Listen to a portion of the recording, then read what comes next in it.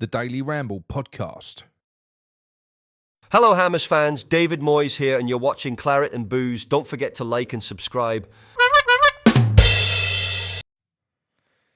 Cheers, Dave. Hello, everyone. Welcome to Claret and Booze. My name's Nick. This is my Daily Ramble. I hope you're all well. Ups and downs, ups and downs. There's going to be ups and downs in this videos as well, or downs followed by ups. But nothing's clear. It's all clear as mud. I'm getting what information that I would otherwise... Well, I do trust it. I trust the information, but I'm getting very different stories from a lot of people, which is really weird. We're going to get into it in a minute. If you're new to this channel, please subscribe. Drop a like on the video, because it does really help us. Okay, we're going to talk about the Tim Steiten comments first. So, since Tim joined the club, we've heard nothing from him. You know, nothing at all. He's kind of been very much operating in the background. He hasn't come out. There hasn't really been any quotes from him or anything like that. But since the links to Liverpool, he's obviously been out once already. He's been on Sky Germany, which again, it's a repeat visit, which was about a week ago or 2 weeks ago or something like that, where he spoke about Alvarez and he spoke about Phillips. This time he's potentially spoken about sort of his future, I think. You know, you could read it like that. It doesn't read very well, I've got to be honest. But the quotes are, so this is from this is a tweet from Florian Pletterberg. Like I say, this is again from Sky Sports Germany. So these are his quotes. Let me read them out. So he said, "I've heard that I'm supposed to be on the list at Liverpool. It's one of the biggest clubs in the world, so it's an honour, but so far, nobody's contacted me yet. What's going on? I'm available." He says, I generally feel very comfortable at West Ham. I quickly realised how intense this league is. This is kind of in response to, I'm assuming, this is in response to criticism from David Moyes in previous press conferences, where he's come out and basically sniped at Steiten to say he doesn't get the league. You know, he's got to get used to the pace of the league. You know, he doesn't understand the Premier League yet. This sounds like it's in response to that. So it just goes to show you the things that David Moyes has said. It's probably rubbed him up the wrong way. But yeah, so he said, I quickly realised how intense this league is, and accordingly, we signed the right players in the last transfer windows. The squad is strong, so we can achieve our goals. Well, I don't know about windows. I'd say window, Tim. We know that there were some issues in that, and we're going to talk about that as well, because there's some different perspectives coming from the transfer window now. Claret and Hugh have released some articles, and there's other bits and pieces out there in terms of who stopped the Osman deal, and again, we'll talk about that in a minute. It goes on to say, I'm looking forward to facing the next weeks and months until the end of the season. Now, of course, we're already planning the next window. What happens in the future, we will see. Now, look, you can read that one of two ways. I've seen Gonzo's video on the Hammers chat, and that was my initial reaction as well. You read that and you're like, shit. So I proceeded to make a few phone calls and stuff like that. None of us really know what's going on. You know, any of us, we only know what we're told. But like I said, I'm getting different messages from different people. So first of all, I was told that Tim was in Germany this week and he was out there talking to other managers, as per the video that I did yesterday. That is still the case. I've been told by other people that there's a good chance that he's agreed a deal with another manager, a young manager.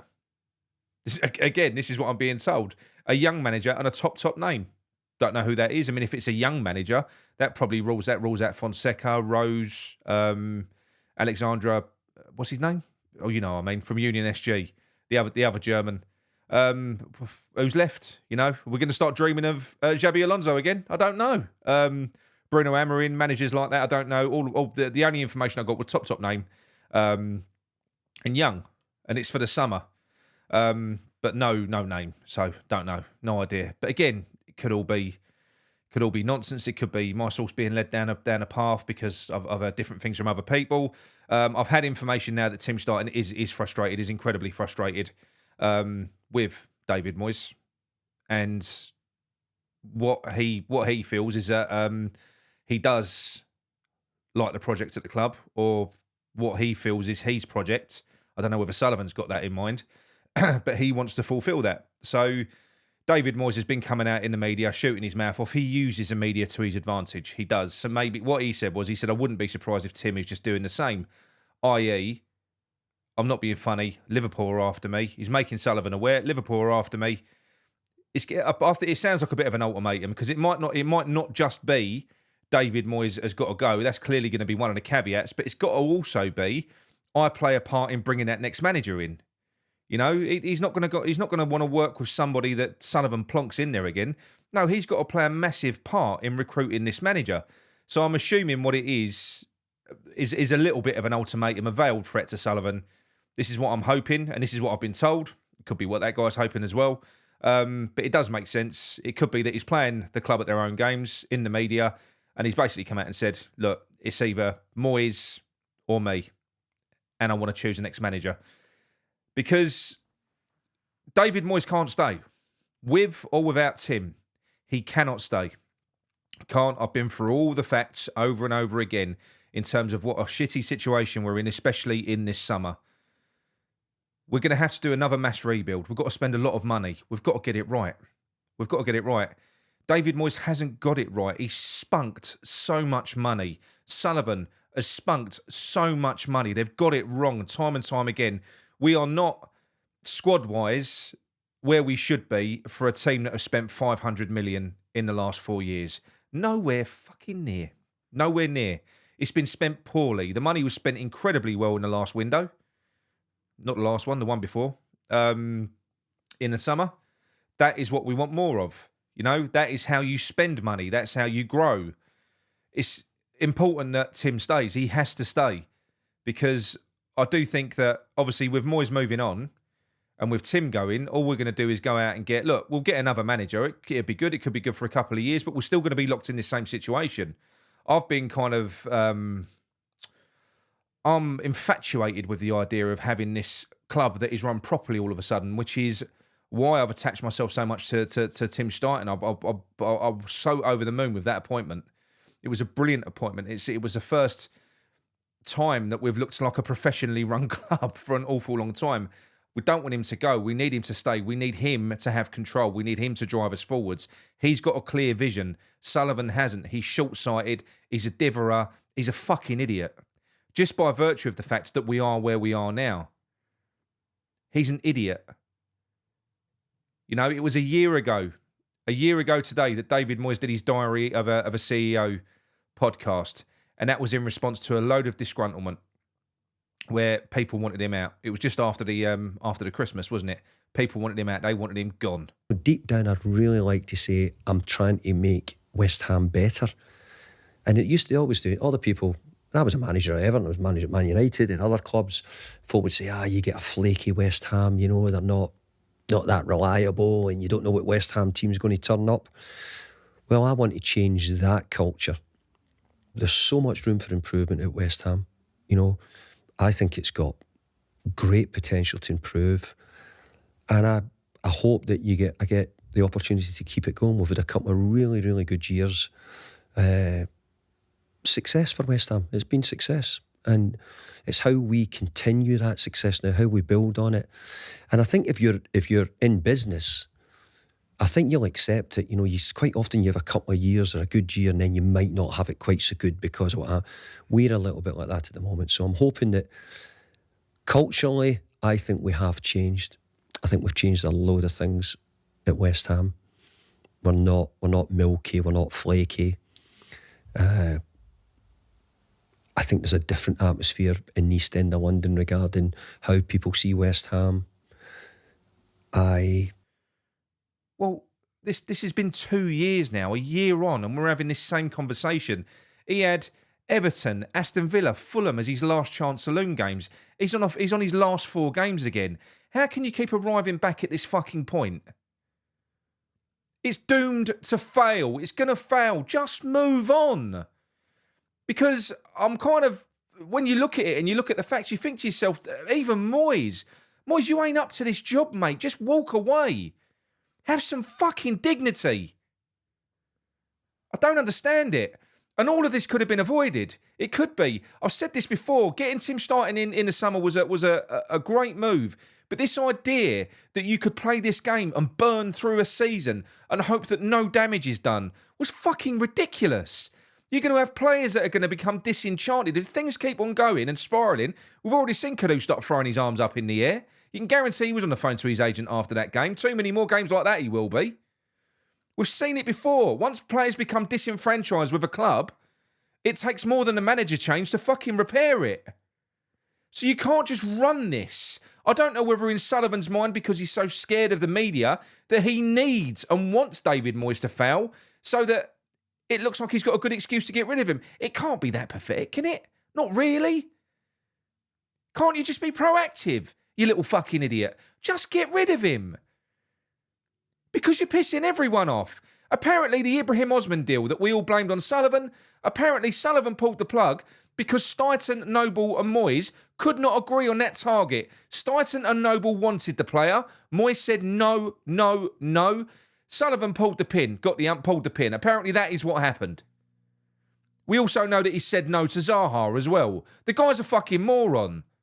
We was told leading up to this window that one of the prerequisites of David Moyes even being considered for a new contract was that he learnt to play nice with Tim. In the summer, we was getting stories coming out saying that Tim had more control now. Well, Tim's got more control in the sense that he's going out there looking for deals, but it's fruitless and it's pointless. He's putting all this work in to go and present these players to that bloke, Sullivan or Moyes, to just say, nah, as if they're more qualified than him. So it does, if you read between the lines, like I said, he said I'm generally happy, or something to that effect. Generally, the word that he used, not I'm completely happy, to sort of build on the point that Gonzo was making earlier on. He's bang on, that was a message that he sent out, an absolute message. I don't think you would do that if he was going to go to Liverpool. I don't think he needs to flash his knickers in public to get Liverpool to come and get him. He doesn't need to do that. They all know each other. He's interviewed for that job once before. He was almost there when Klopp were, the last time. But for whatever reason, Klopp didn't want to work with him, so they went with the other guy.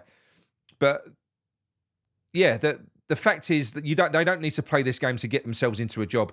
He's doing this publicly because I think these are the lows that you have to stoop to when you're working with this fucking idiot Sullivan. Perhaps he's cottoned on. Sullivan's a media man. I'm going to start using the media. Moyes does it. He'll come out in a press conference, apply public pressure saying, yeah, we're getting that contract done. It's basically giving Sullivan a kick up the arse to say, that contract that you promised me, you better do it now. So maybe these are the games that are being played, but this all does come from the top. This is because of that fucking idiot that we've got in charge. It is, and if it all goes wrong, like I said, Moyes has to go at the end of the season anyway. He has to go. He's done, finished. He's got to go. I'm just so concerned that Tim Steiten will go as well now, and that we'll end up going out getting, we'll be on Pellegrini Mark II. And that doesn't mean that I don't want change. Fuck me, I'd have Pellegrini back rather than stick with Moyes, and I mean that as well. I'd have anyone. I'm going to say it. I'd have Sam Allardyce back rather than stick with Moyes. I can't stand Moyes. So nothing is going to make me regret Moyes going. I want him gone. Can't stand him. Don't want Allardyce back, by the way. But that's, again, if at this moment in time, if you gave me a choice of manager in charge of the next game, I'll pick Sam. I would. I can't stand him. I'm done with him. I want him gone. But then you have got to start worrying about if Tim's not here and it's going to be down to Sully to get the next man in, who's it going to be? Because, again, Fonseca's a good manager. Other people don't seem to like him very much. I do. I think he's a really good manager. I think he'd suit us. He's only 50. He's 10 years younger than Moyes. I think his style of football will work. It'll be great for us. It'll be fine. I think there are better managers out there, and I don't necessarily think it's something that's fitting with having a director of football that goes out there and finds younger managers. Like I said, I've been told that is what's happened. He's found a younger manager, but Tim might have struck a verbal agreement with a younger manager, but he's got to go back and convince Sullivan that this is a route to go. This is a way to go. Like I say, who it could be. I mean, it did. When I got that news, it got me dreaming of bloody Alonso again. But then you see the other bits and pieces come out, and you're like, Jesus Christ, this roller coaster, this emotional roller coaster because we're so in the dark and this club is run so poorly. All you're left with is even the in the knows are guessing now. The ITKs are guessing, or they're not guessing. They're confused because I think even within the club, you've got different people want different things. Apparently, Karen Brady's arguing. She's the one that's arguing for him to get a contract extension. Fuck off, Brady. Why are you getting involved?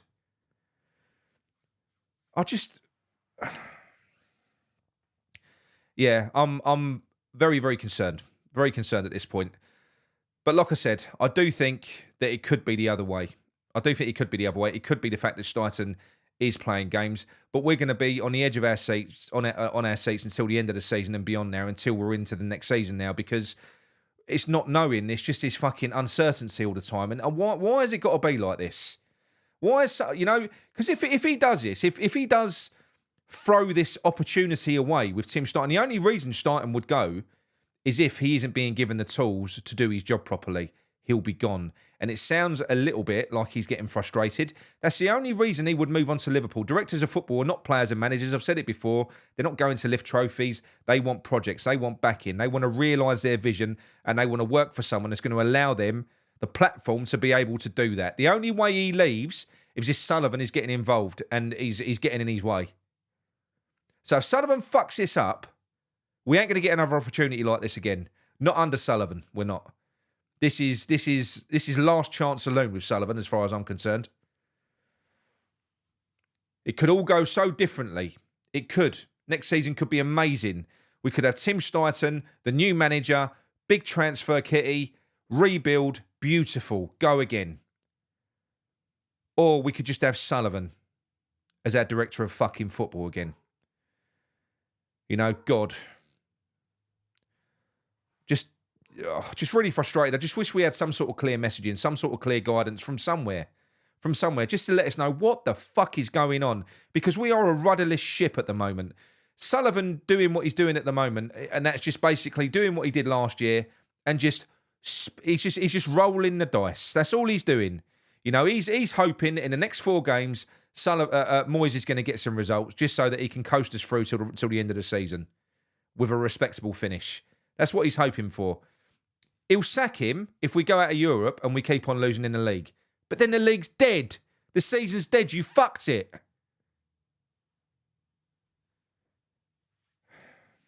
So frustrating. Jack Rosser in the Sun. Jack Rosser, the tosser. It's gone anyway. Jack Rosser tweeted earlier on, and I took umbrage with it. He basically put out a tweet saying West Ham fans have got to either choose: do you want possession or do you want points? It's literally what he said. Do you want possession or do you want points? Do you want to play good football or do you want to win? That's what he put out there. The two are not mutually exclusive. I'm fed up saying it. This tired narrative is really pissing me off. It's like we're being tormented now.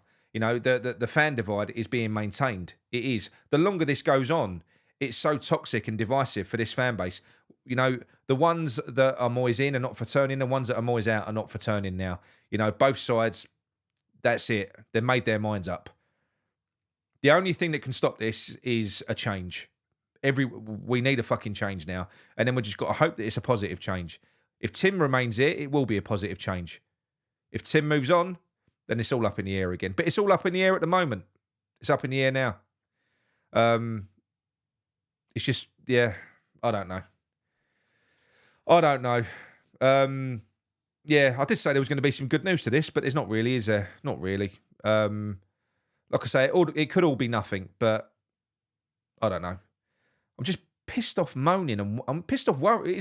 I'm worrying. I'm worried all the time about West Ham. I'm just need it to stop. But anyway, look, that's it from me. Another cheery video from Nick. Speak to you all soon. Come, Nuance.